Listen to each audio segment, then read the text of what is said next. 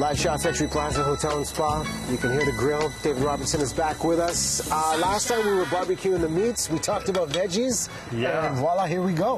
Here we go. So, veggies, there's a whole list of things you can work through, right? And all different characteristics on the barbecue. So very different than meat.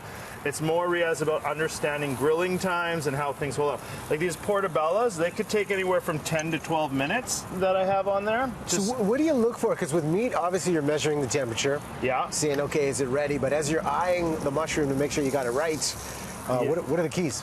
The keys are when you start to see the mushroom just sweat a little bit and the natural juices come out. Very actually similar to a steak, but that's what I'm looking for. So they've been on about 10 minutes, and what I'm doing here is when the juices come out, now I start adding a little bit of goat cheese, but this could be ricotta that people want to put in, and just kind of this is going to be a very simple thing, but if people want to use this in substitution as a beef patty and put this with bread after, they can do that as a little bit of a burger. Yeah. So this one I'll just take off. I just like to get the goat cheese a little bit warm in there. And then with most of my veggies, I always like to just finish it with whether it's a little bit of olive oil after, anything crunchy, anything for some fresh herbs that we can put on too. This will go really good with basil.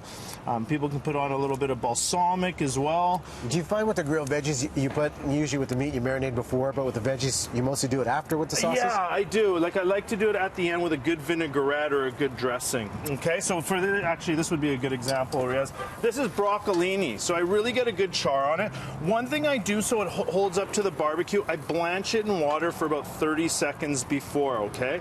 And then when it doesn't dry out on the barbecue, but what we want, see that nice char there? Yeah. We want that. That's a lot of flavor that we get there.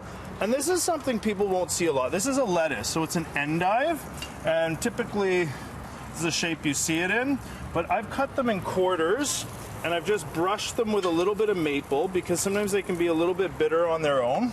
And then what I have here, this is a killer dressing, but this is a soy and tahini. And I'm quite generous with it because this is really going to stand out. Put in a little bit of the shaved carrots. So I'm treating it like a warm or even hot salad at this point. Some fresh radishes go in. Nice. And then I like a little bit of watercress in here to just offset everything. And then that can kind of just get mixed around. Actually, I'll pass that to you, my man. And then you mix it around, and then just family style. That's the best way to serve salads. This sauce itself, the soy tahini. Yeah. Other ingredients that go into it? It's really soy, little rice wine vinegar, and tahini. That's all we're putting on that. Okay. Then, here's something not a lot of people see, but we got some grilled peaches, Riaz. And anytime you take a fruit, don't underestimate the power of all the nice sugars coming out. So pineapple's good, apricot's good, pears, you name it, even oranges. Sometimes I take half oranges and I like to barbecue those. That last one, get up there, there we go. And then this one, we got some beautiful heirloom tomatoes, fresh basil, looks good. Good job, my man.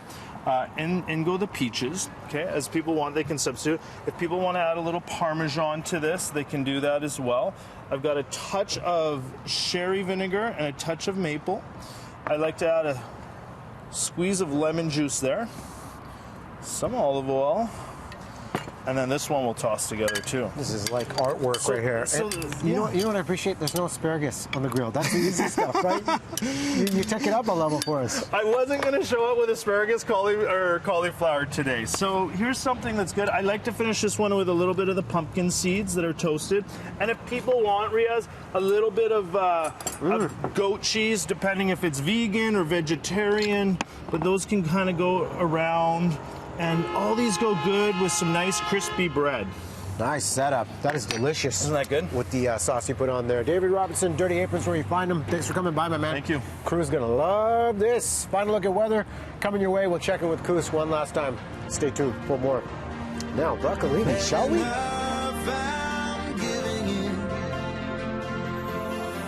The sun